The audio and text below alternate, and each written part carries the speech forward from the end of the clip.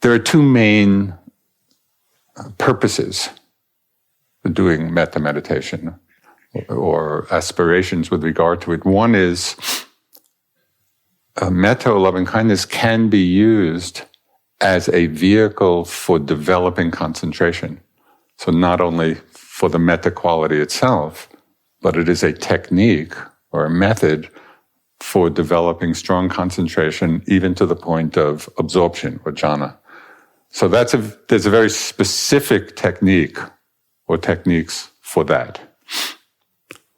The other purpose or aspiration with regard to its practice is not so much for deepening concentration, although it will have that effect to some extent, but it's more the aspiration as we do the practice, just in a more general way, to cultivate that capacity in ourselves for metta, for caring, for loving kindness. So it's not so interested, or the main objective is not so much that absorption, but rather just to fill the heart with that feeling and to be able to express it in the many ways we do.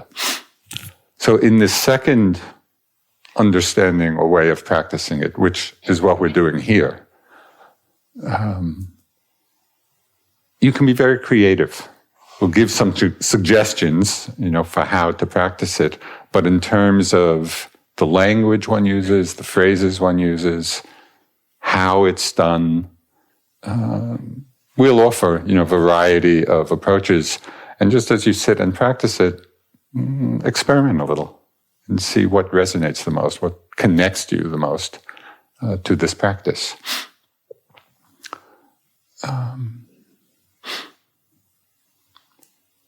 So traditionally, there are three components in doing the metta practice. One component is having a clear perception of who we're sending it to. And that could be ourselves.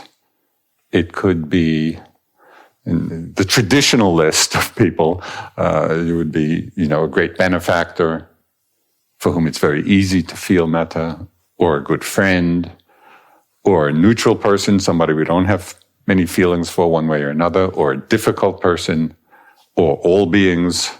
So there are many different categories, of beings that we can be directing the metta towards.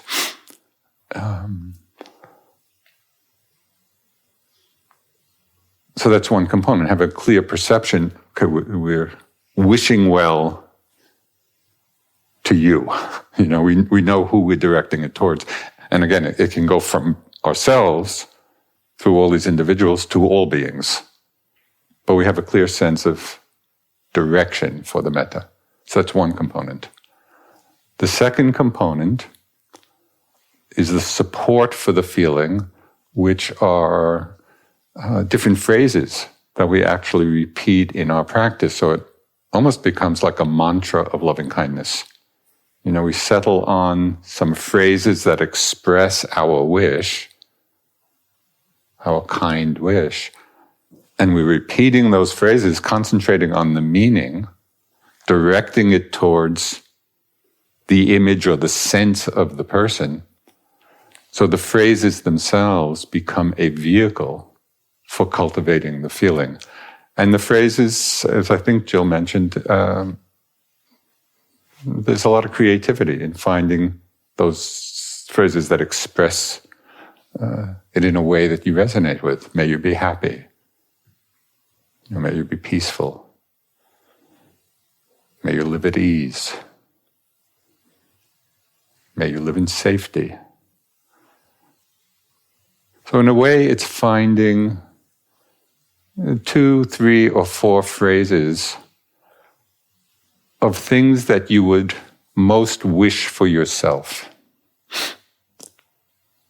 In your life, what is most meaningful for you in terms of what you would wish for yourself? Because when you connect with those particular expressions, you'll be most connected to the wish for others. Because you feel it in yourself. Yes, just as I want to be happy, so may you be happy. Just as I want to live in safety, so may you live in safety. Just as I want to be free, so may you be free. So this is the second component of the whole practice. The first is who we're sending it to. The second are the phrases that we use to express this wish of care and kindness. And the third aspect is the actual feeling. The emotional feeling of loving kindness, of care, of whatever words resonate with you. It's that feeling of wishing well.